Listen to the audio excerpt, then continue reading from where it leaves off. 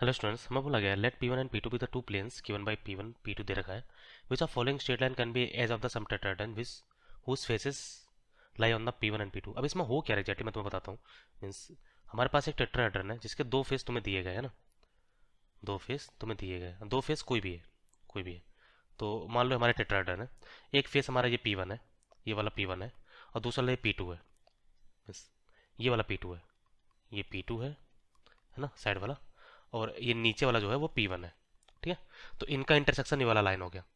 होकर सब कुछ देख रहे हो प्रॉपरली है ना, ये लाइन हमारा इसका इंटरसेक्शन हो गया। अब जो हमारा टेट्राहेड्रन का एज बनेगा, एज देखना ना। अब एज एक तो हमारा ये देखो ना इंडिपेंडेंट वाला एज है, जो ना तो इसमें ना तो इसमें, ना तो P1 में ना तो P2 में। तो एक एज हमारा ये है जो ना तो P1 में ना तो P2 में, लेकिन दोनों को दो पॉइंट पे कट कर रहा है। एक एज हमारा ये, अगर मैं नाम दे दूँ इसका, मीन्स मान लो ये PQRS दे दूँ, PQRS। तो ये जो PR वाला एज है, PR वाला एज हमारा P2 पे है, PS वाला एज हमारा P2 पे है, RS वाला एज दोनों पे है ना, और एक QS वाला एज है जो P1 पे है। तो अगर हम एक ऐसा लाइन मिल जाए जो ना तो P1 में ना तो P2 पे, मतलब दोनों को कट कर रहा है, तो वो भी एक एज हो जाएगा, ये देखो ना इंडिपेंडेंट वाला। या फिर हमें एक ऐसा मिल जाए जो किसी एक प्लेन पे लाई कर जाए, किसी एक प्लेन में लाई कर जाए, या तो P1 में तो P2 में, तो भी हमारा वो एज हो जाएगा। अगर हमें कोई ऐसा लाइन मिलेगा जो जो किसी भी प्लेन में नहीं है और दोनों के एक ही पॉइंट पे कट कर रहा है, तो वो टेट्राहेड्रन का एज नहीं होगा। मैं बनाता हूँ, मैं इस डायग्राम को गंदा नहीं करना चाह रहा, मैं एक दूसरा बनाता हूँ। मान लो हमारा ये टेट्राहेड्रन है, टेट्राहेड्रन है ना। अब यहाँ से मान लो पास हो जाए, या हम वही सेम सेम टेट्राहेड्रन बना दे रहा है, सेम सेम, ये हमारा सेम था, ये भी हमारा सेम था। अब यहाँ से मान लो एक लाइन पास हो जाए, तो ये टेट्राहेड्रन का एज नहीं है, ये क्लियर है ना। मीन्स ये दोनों को सेम पॉइंट पे कट कर गया, जहां पर ये इंटरसेक्शन पॉइंट था, इसी इसी जगह पर ये वाला डायरेक्ट जहां पर कट करा दोनों प्लेन, उसी पे कट किया। क्योंकि हमारे पास ये जो सी पार्ट है ना, मैक्सिमम लोग एक्चुअली ये तुमने ऑब्जर्व कर लिया होगा, जो सी ऑप्शन है, सी ऑप्शन में देखो ना एक पॉइंट है 040, 040 पहले प्लेन पे भी है, 0 4 15 चौके 60, तो पहले पे भी है 040, और दूसरे पे भी है 040, दोनों में है ना। तो सी पार्ट एक्चुअली ज़्यादा प्रॉब्लम की है, इसलिए मैं पहले उसको सॉल्व कर रहा हूँ। अब हमारे पास अगर मान लो दो प्लेन को कट कर रहा है, हमारा एक प्लेन लाइन को कब कट करता है, प्रॉब्लम समझा। प्लेन लाइन पे लाई कब करता है, मीन्स हमारा एक लाइन एक प्लेन लाई कब करेगा, जब हमारा लाइन का डी आर्स और प्लेन का डी आर्स का मल्टीप्लिकेशन 0, तो उसके पैरेलल होगा। और लाई कब कर जाएगा, तो पॉइंट लाइन वाला पॉइंट प्लेन के ऊपर भी लाई कर जाए, तो हमारा वो लाई कर जाएगा ना। तो बस पहले देख लो पैरेलल है क्या। इस वाले का प्लेन का जो डी आर्स है हमारा वो 10 15 12 है, डी आर्स 10 15 12 है। इस वाले का जो डी आर्स है वो हमारा है -2 5 4, प्लेन के परपेंडिकुलर का डी आर्स। लाइन का डी आर्स हमारा 0 0 5, इसका डॉट पुट 0 हो रहेगा। मतलब अगर तुम्हें बात पता ना, A1 A2 plus B1 B2 plus C1 C2, अगर 0 हो जाए तो हमारा लाइन और प्लेन पैरेलल होते हैं। तो यहाँ पर 0 नहीं हो रहा है, इसका मतलब पैरेलल नहीं है। तो ये वाला इसके इसके पैरेलल नहीं है, ना ही इसका डॉट इससे 0 हो रहा है, ये 2 5 4 है। मीन्स अगर इसका मैं वेक्टर लिखूँ, डी आर्स वेक्टर लिखूँ, तो हमारा बन जाएगा ये 5K। प्लेन के परपेंडिकुलर वाला जो वेक्टर होगा, परपेंडिकुलर डी आर्स वेक्टर हमारा बन जाएगा -2y plus 5j plus 4k। और इनका डॉट जीरो नहीं है, डॉट जीरो नहीं मतलब ये लाइन इसको कट कर रहा अलग पॉइंट पे, ये लाइन इसको कट कर रहा अलग पॉइंट पे, मतलब ये हमारा इंडिपेंडेंट वाला एज है, ये वाला एज है। ठीक है ना। बी पार्ट पे आते हैं। इसका डी आर से -5 2 3, तो -5i plus 2j plus 3k। अब इसका इसका डॉट इससे 0 हो रहा है क्या, पहले इसका पॉइंट, मतलब तुम पॉइंट रखना चाहो पॉइंट रखना हो, कुछ भी देख लो।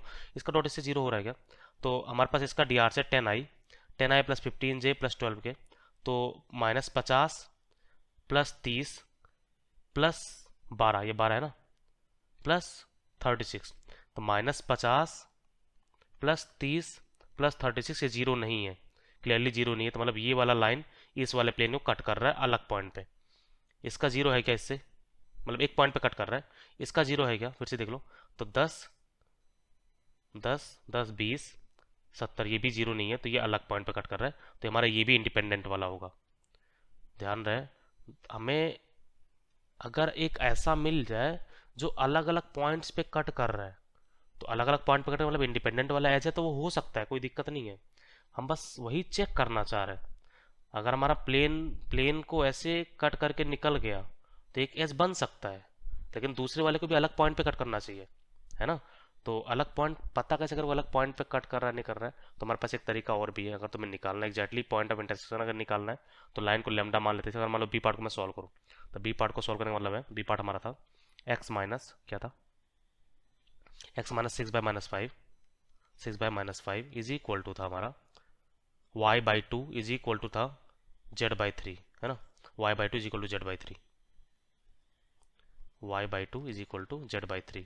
ये हमारा इसको मैं लेमडा बोल दूंगा तो हमारा x आ जाएगा, x हमारा हो जाएगा -5 लेमडा प्लस 6, y हमारा हो जाएगा 2 लेमडा और z हमारा हो जाएगा 3 लेमडा। तो ये पॉइंट आ गया जनरल पॉइंट। अब ये जनरल पॉइंट इसके ऊपर मैं लाई करा दूंगा दोनों प्लेन पे लाई करा के लेमडा निकाल लेंगे। लेमडा अगर अलग अलग आ गया तो मतलब दो अलग अलग पॉइंट्स हैं। बस ये जनरल चीज़ है, तो होप करो ये तुम कर लोगे, ठीक ना। सी पार्ट हमारा क्लियर क्या हो गया, सी पार्ट हमारा 0 4 0 दोनों प्लेन पे लाई कर रहा है और दोनों प्लेन पे लाई तो कर रहा है, चलो ठीक है। लेकिन इसका मतलब ये है कि ये इस वाले पे है। अब अगर यही लाइन हो जाए मीन्स दोनों का इंटरसेक्शन वाला हो जाए तो हमारा काम बन जाएगा।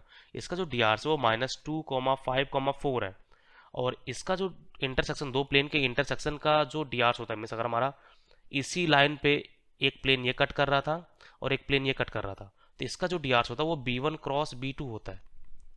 और अगर दोनों सेम हो जाए मीन्स उनका डी आर्स का रेशियो सेम हो जाए तो हमारा सेम लाइन हो जाएगा, तो ये कॉमन एज हो जाएगा। तो B1 क्रॉस B2 जस्ट कर लो, हमारा B1 क्रॉस B2 मतलब ये हमारे पास पहले प्लेन था, मैं प्लेन का क्वेश्चन लिख देता हूँ। हमारा पहला प्लेन था 10i + 15j + 12k, 10i + 15j + 12k, ये हमारा हो गया B1 क्रॉस B2 हमारा है -2i + 5j + 4k, -2i + 5j + 4k। तो ये हमारा क्रॉस प्रोडक्ट लेते हैं आई जे के, ये हमारा हो जाएगा 10 15 12 -2 5 4। सिंप्लीफाई कर लो तो आई टाइम्स हमारा बन जाएगा, आई को ब्लॉक कर दो तो 15 चौक के 60, 60 - 48, 60 - 8 से 0 हो जाएगा, है ना। -j आगे मुझे लग रहा है सॉल्व करने की जरूरत नहीं है, क्यों? क्योंकि हमारे लाइन का जो डी है ना, लाइन के डी में देखो ना ये -2 है, यानी ये लाइन इसके अलॉन्ग तो नहीं, क्योंकि यहाँ पर आई कोऑर्डिनेट है ही नहीं, है ना। तो ये वाला सीन बन गया है, इसलिए जो मैंने पहले बता दिया। तो ये एज नहीं है, ये वाला एज नहीं है, तो हमारा सी पार्ट कभी भी एज नहीं होगा, है ना। सी पार्ट नहीं हो सकता एज। लास्ट पार्ट पे आते हैं। लास्ट पार्ट हमारा क्या है, लास्ट पार्ट इसका जो डी आर से वो हमारा है आई -2j + 3k।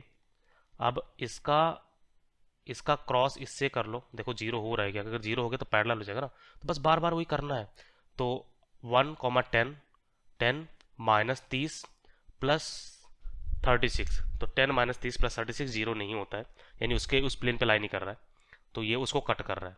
दूसरा वाला हमारा हो गया, दूसरा चेक कर लो, हमारा -2 -10 + 12, -2 -10 -12 होता है, -12 + 12, ये एक्चुअली P2 पे लाई कर रहा है, क्योंकि ओके 0 4 0 इस पे लाई भी कर रहा है, तो ये P2 के ही ऊपर एलोंग है।